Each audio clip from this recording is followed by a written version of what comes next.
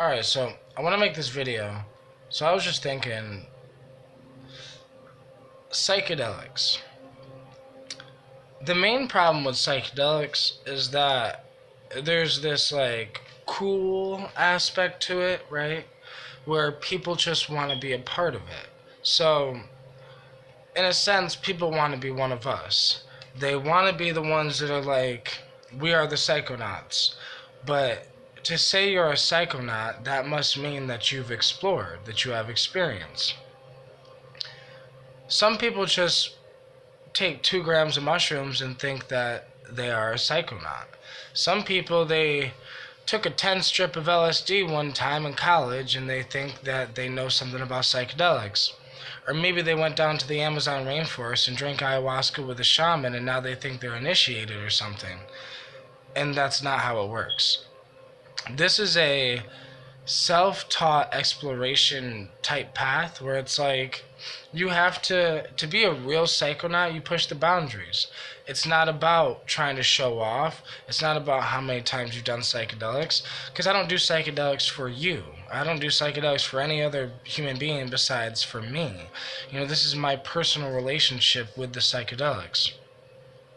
I'm not doing drugs. I'm gaining a friendship. I think people have this misunderstood.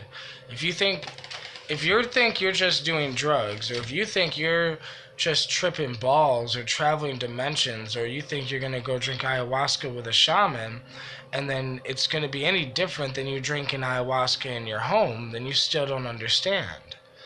There's no like. It's not about where you do the psychedelic. It's not about who you did the psychedelic with. It's not even really what psychedelic you've done or how many times you've done it. A lot of times it's, did you have the ability to shut the fuck up and listen?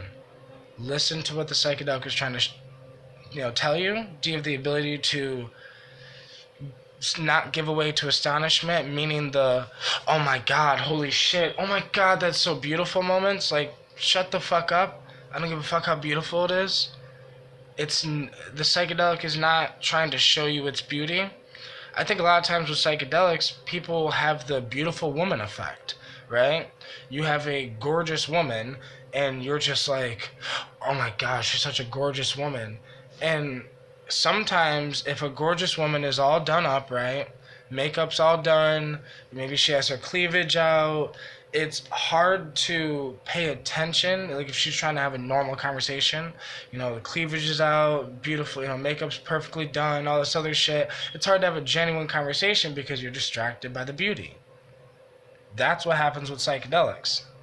You have to train yourself not to do this, and that is a psychonaut. A psychonaut is someone who has trained themselves to be able to handle the beauty of the psychedelic.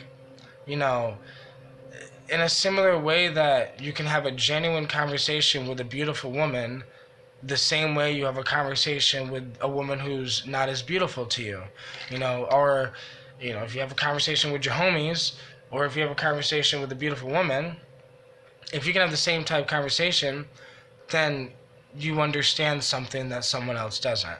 Same thing with being a psychonaut. Being a psychonaut, you can have someone take psychedelics. Most people are just too caught up by the beauty of them to understand anything else. Or just the walls are breathing, the colors, it's dripping, or I felt funny, it made you laugh, or some simple dumb shit. But the psychonaut's journey, right? A psychonaut is just a modern day word for shaman, realistically, because the journey of the psychonaut, right, the path of the psychonaut, is someone who pushes that boundary. You're no longer having fun. I guess I was thinking about this because I was watching, the other day I was watching this ayahuasca documentary and how these people went down to drink ayahuasca, and it made me just realize, okay, those people thought that they are something, right? They think that they are something because they went down to the Amazon to drink ayahuasca. Just like people who go to college think that they're something just because they went to college to get a piece of paper that claims that they're initiated into this, upper class society type shit where they are college educated. But all that means nothing. Means nothing. We are in the 21st century. It is about to be 2021, right? I think we need to come to a realization that going down to the Amazon to drink ayahuasca is now becoming, what's the word? Not poisoned, but it's not the same that it used to be. If you went down to the Amazon rainforest in the 1990s to go drink ayahuasca, you would have had the real experience. If you go down to the Amazon rainforest today, there's business involved. There's money involved. It's no longer the same thing. There's politics involved. There's dumb shit involved with the medicine, in a sense. And you know what's so crazy? I'm just an observer. So I'm just someone that observes shit. So I watch ayahuasca documentaries. I watch people on YouTube who've gone down to retreats and resorts and, you know, experienced these things firsthand themselves. And just from my observation, observing people who have went down in the Amazon rainforest in the 90s and, you know, in the early 2000s before ayahuasca got popular, and now after ayahuasca got popular, there is a huge difference. It's now business oriented. You have to pay thousands of dollars just to go drink ayahuasca with a shaman. I think that's so fucking ridiculous. Thousands of dollars. Not like a couple $100s, but thousands of dollars, plus a plane ticket there, plus whatever the fuck. And that's supposed to be shamanism. The world is becoming poisoned. Shamanism is becoming poisoned, in a sense. This medicine is being used on the white man, in a sense, because think about it. We live in the Western world, and we have all this Western world shit, but all the rich people are so miserable with their life that they want to go drink ayahuasca with a shaman because they think the shaman has the answers to fix their problem. And these shamans are just laughing at us at this point. I mean, that's probably why they're charging us thousands of dollars. They're like, well, you humans need my help? Well, pay me. Pay me thousands of dollars. Because that's what we would have done to them if they needed our help. We would have been like, well, you gotta pay us if we want us to help you. That's kind of, I guess, karma on our end. But I guess what I'm trying to say in this video is it is up to the psychonaut to wake the fuck up. To realize even this little thing that's happening with ayahuasca is not good. It's great that ayahuasca became this popular thing and ayahuasca took over the planet again, in a sense, where it's becoming the most popular psychedelic. It's definitely the psychedelic we're all famous. Like, if you ever want to do psychedelics, you'd probably be, you know, if you've never done psychedelics, you might go drink ayahuasca with the shamans type shit. Even if you know nothing really about it, based on the fact that ayahuasca has helped so many people. But this shit is no joke. I think we're fucked. I think we're just so fucked. We look at these psychedelics like we've been taught to look at medicines. Ayahuasca is not your goddamn Percocet. Ayahuasca is not your fucking Zoloft, or it's not your MDMA. It's not your fucking whatever. Psychedelics like that, like ayahuasca, DMT, mushrooms, you know, which contain psilocybin. We're starting to look at these things like medicines, right? They're becoming legalized in America because, you know, it can heal our depression. The UK is doing a first study on DMT, and based on depression, you know, using DMT to help with depression. I think we're so primitively behind on reality that it's just funny. We're using death as a way to cope with depression. We're using these psychedelic tools as like medicines, in a sense, because the medicines we have aren't working. But these aren't necessarily medicines. These are mind expanders or fucking portals into other worlds. It's like trying to give someone the red pill in the Matrix as a cancer cure. The cure is the fact that in the Matrix, you take the red pill and you break out of the Matrix and you realize that the whole thing was like a computer generated world anyways. And that's more what these psychedelics are. They're more, you take the DMT, you take the ayahuasca, you take an extremely high dose of LSD, and you can break out of the world that you were trapped in and see that the world is not what you thought it was. But this is not to be taken lightly. We're extremely brainwashed in our society. So to break people out of the brainwashing thing is the reason why some humans wink their mind out. Why people say psychedelics can make you go crazy.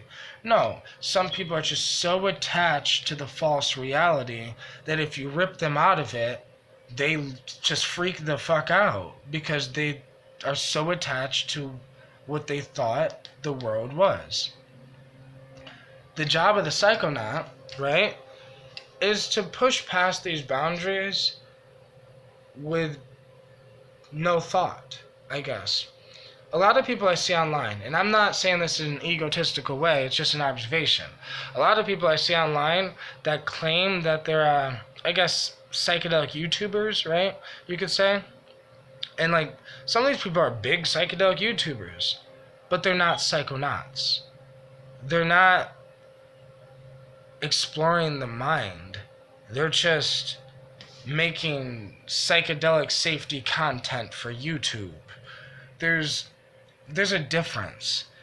And either way, it's fine, right? No matter what you do, it's fine. I think you need to find your place in your life and understand this is not no competition. This isn't a popularity contest. This isn't I can take more LSD hits than you. This isn't alcohol.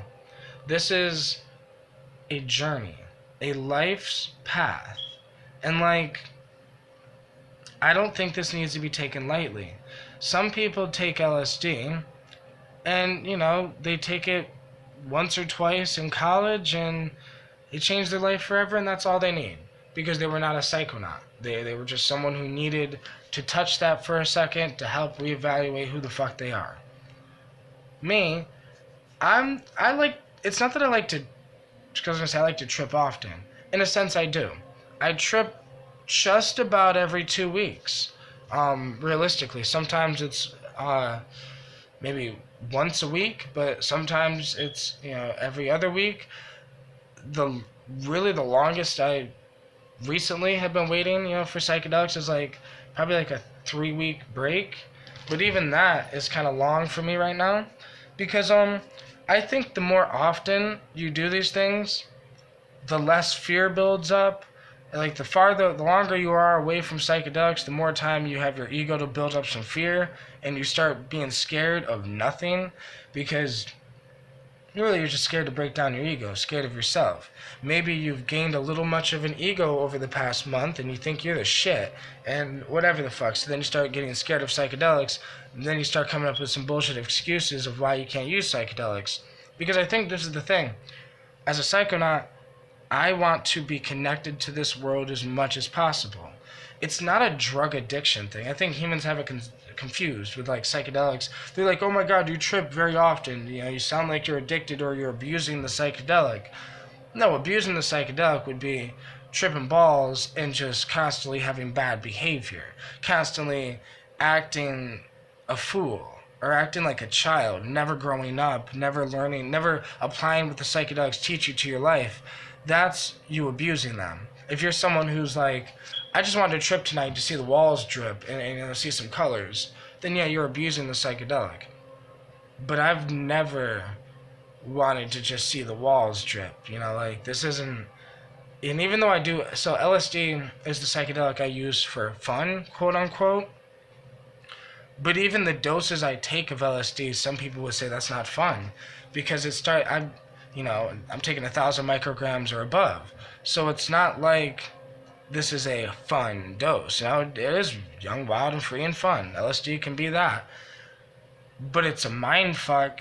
It's a mind stretch. It teaches you a lot. You have to face a lot. You got to deal with some shit. If you have some shit you got to deal with, you will have to deal with that shit. And that's, I feel like, just the journey of the psychonaut, right?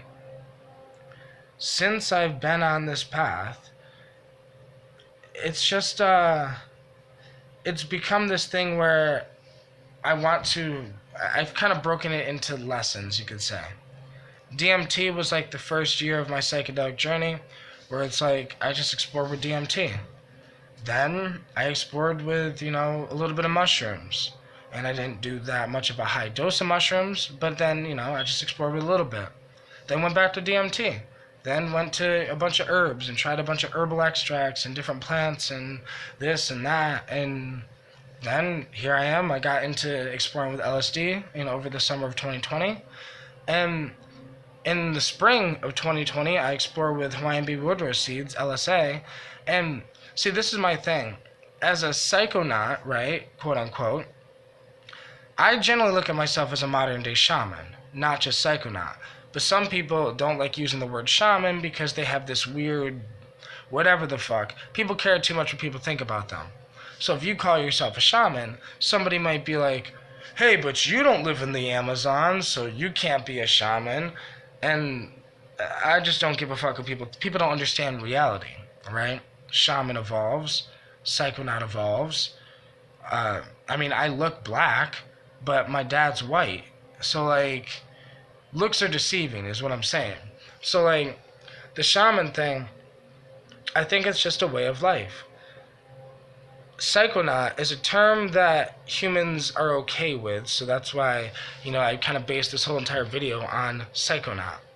But psychonaut and shaman are basically the same thing, besides the shaman takes it a little farther than the psychonaut. The shaman will take it farther. The shaman did it alone, right? The shaman, even if you're tripping with people, right, the shaman usually goes into it alone.